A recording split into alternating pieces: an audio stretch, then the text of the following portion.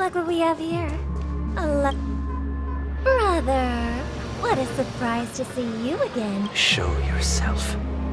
Your trick won't work on us. I've heard that a skilled masked fool received an invitation too.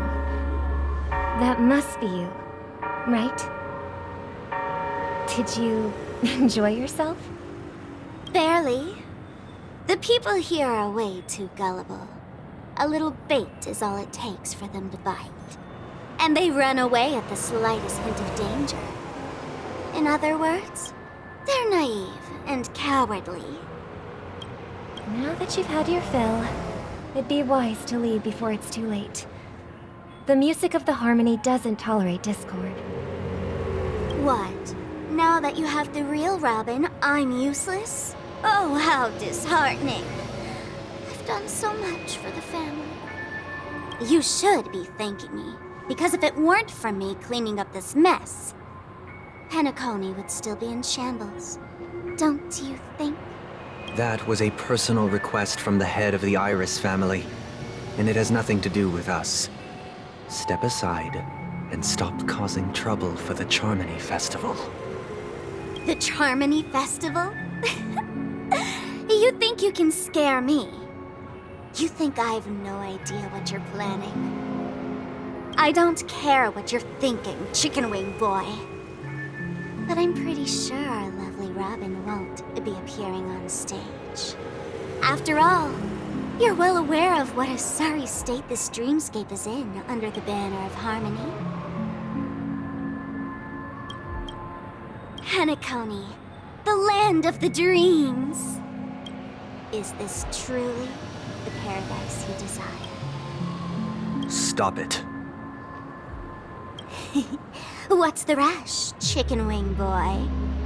Did I get to you? Our paradise is none of your concern, masked fool. Leave now, or the family won't tolerate you anymore. All right. I'll go. But Robin, I suggest you seriously consider this. Do you really believe those living in dreams can escape pain and find true happiness? Well, I've done my part, and now I'm simply waiting for the fireworks to begin. Here, the last 2 gifts for both of you. And don't lose them. If by some unfortunate chance the Charmony Festival starts against all odds. And it'll be thrilling. Bang! I heard a raven cawing in the distance. It seems the Dream Master will arrive soon.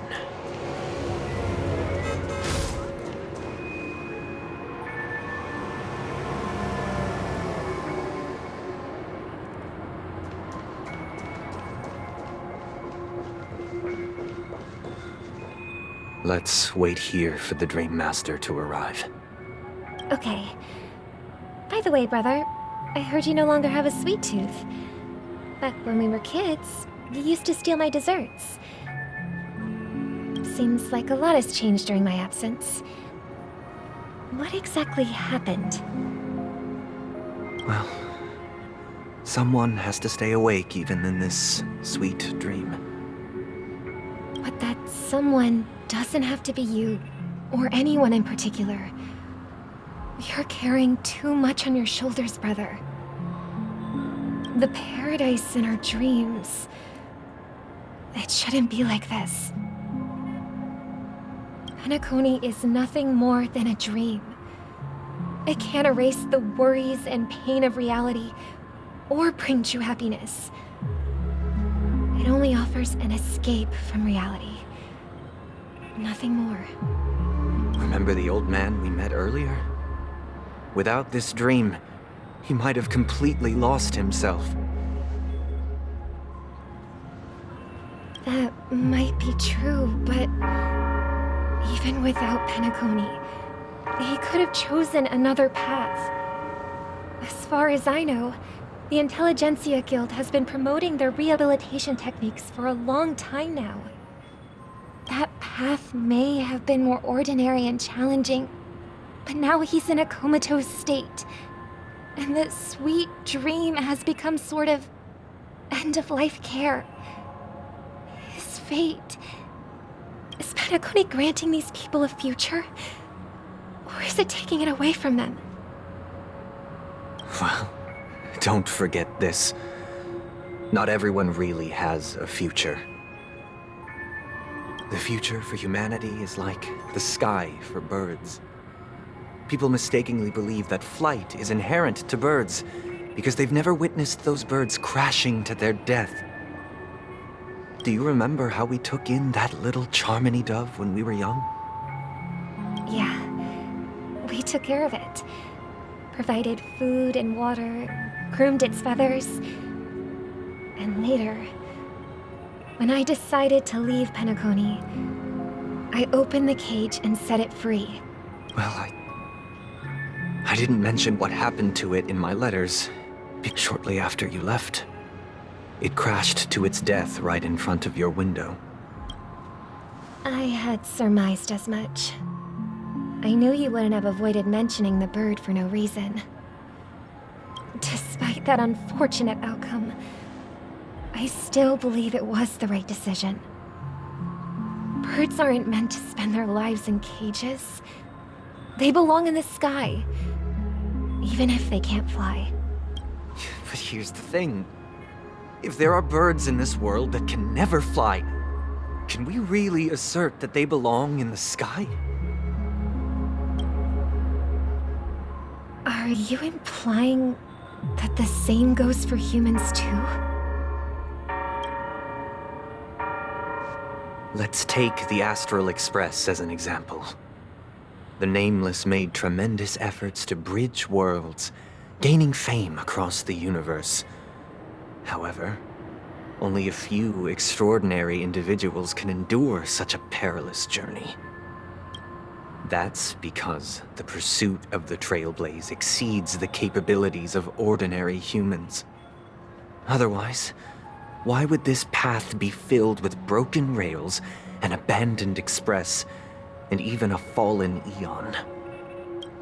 That's just sophistry. If that were true, then only the powerful would have the right to determine the future. Unfortunately, that's exactly what happens. Another name for the future is self-value. While this world has its fair share of heroes who inspire people and garner admiration for their heroic deeds, the majority of ordinary people will never become heroes in their lifetime. Some are born weak and vulnerable. Some find themselves trapped in unfortunate circumstances. Some fall victim to malice and cowardice. When it comes to survival, everyone is equal. And the weak can only watch as their value gets constantly diminished by external forces. That's why we should care for the weak and support them as if their suffering were our own. That's what the Odes of Harmony have always taught us. While the Harmony holds noble aspirations, the strong will always be strong, and the weak will always be weak. Even in this carefree dream. Human nature, in the end, if people can't even secure their own survival, they won't care about the illusory future of equality. As long as the law of survival of the fittest prevails, there will always be fledglings crashing to their death. But if people don't live for the future, do they merely exist for survival? If even you, my brother, don't believe that the Harmony will save the weak, then which Eon can make our dreams come true?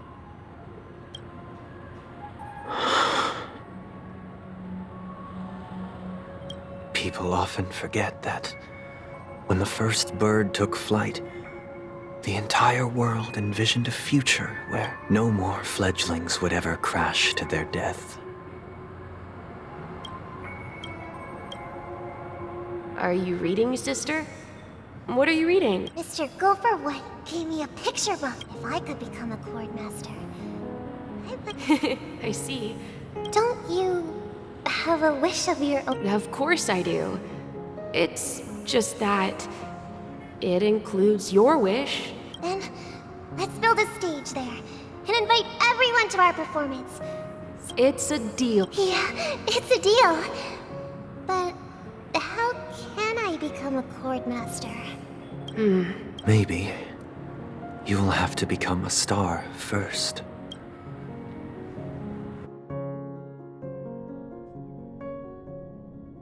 You're back sooner than I thought. Any results? Yes. And now, it's up to us to forge ahead.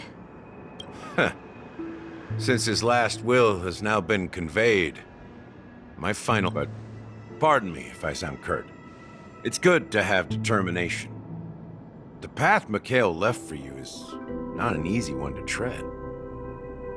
Why else would he have chosen to sleep in solitude, staking everything on some nameless in the future? But you have the numbers, and in numbers comes strength. So that might just delay your inevitable a little more. Got any more encouraging words? As I see it, relying on Welt's negotiations alone is far from enough. Regardless of whether the other party will be compliant, negotiating simply allows us to meet them as equals. It won't grant us an upper hand. Penacony is our rival's home turf, and we already have very few chips left to play with. Rather than idly sit around while the family's got us blocked off, an offensive approach might be a wiser course of action. We're more familiar with the Stellaron's properties than most, and since it's the key to stabilizing the sweet dream, it's vital to the family's interests. By attacking their core interests, they're bound to retaliate hastily. And as the saying goes, haste makes waste. That's right.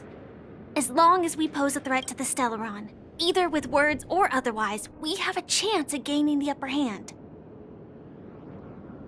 But the problem is, on the eve of the Charmony Festival opening, how exactly are we going to get close to the theater? Family security will be airtight, and if we brute force it, even if we succeed, it's too risky. So, no one's gonna say anything? Then I'll raise my hand. I know the answer to this question.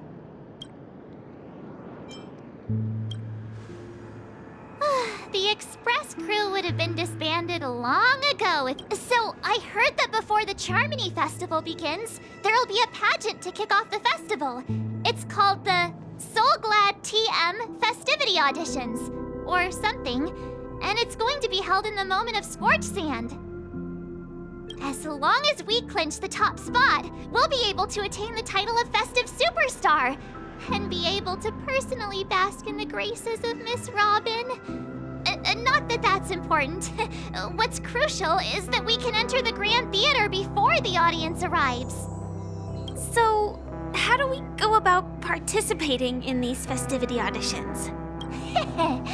I've already procured special invite tickets from Miss Robin's fan club. To tell you the truth, I had been preparing to join the auditions all along, but now it looks like even if I scrape through, I probably still won't have the chance to shake Miss Robin's hand. So they're still running this thing, huh? It was originally just a publicity stunt, set up by Mikhail to drum up attention. We'll follow Marge's plan. Mr. Gallagher, will you be joining us?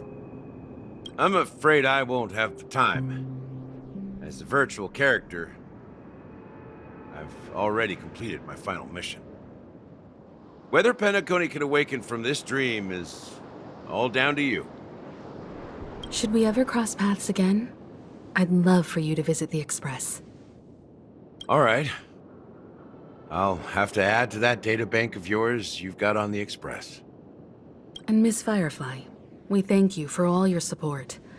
We're faced with a formidable enemy. As long as the Astral Express and Stellaron Hunter's objectives are aligned, we're willing to cooperate with you. We've already come this far together. I'd like to join you for the rest of your journey on Penacony. I'm pleased that we can finally fight shoulder to shoulder. I couldn't ask for a better ending. This is also the spirit of the Trailblaze. Now, everyone, let's prepare to move out. Ladies and gentlemen, welcome to Scorched Sand Hall. This, if you have ambition, dreams, and the drive, dear friends, the next superstar of Penacony's Charmony Festival could be you. Oh, wow! They've really outdone themselves! Oh, I'm starting to get excited! Behold, here come 4 friends with spirit high and full of steel. Are you aspiring to be the superstars of the festival?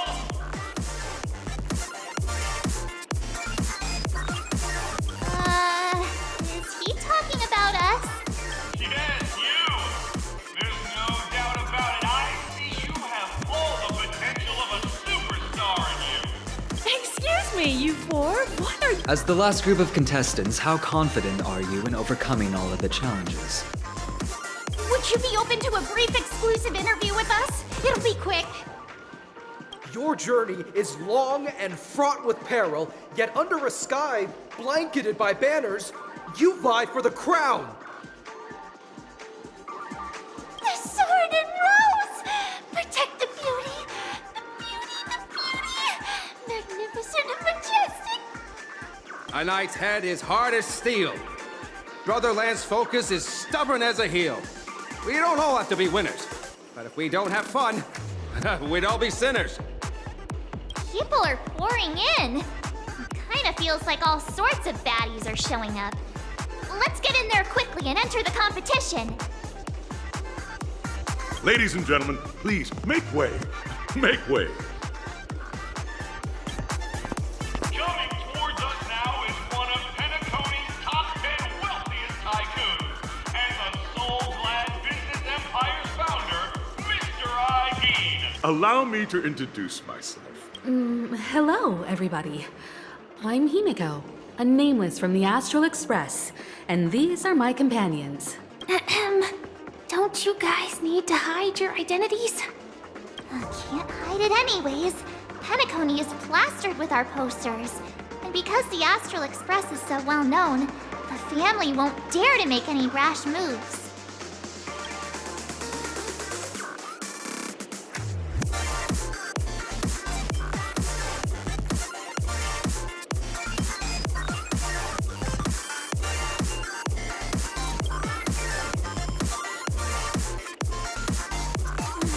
Given the situation, this is our best hope.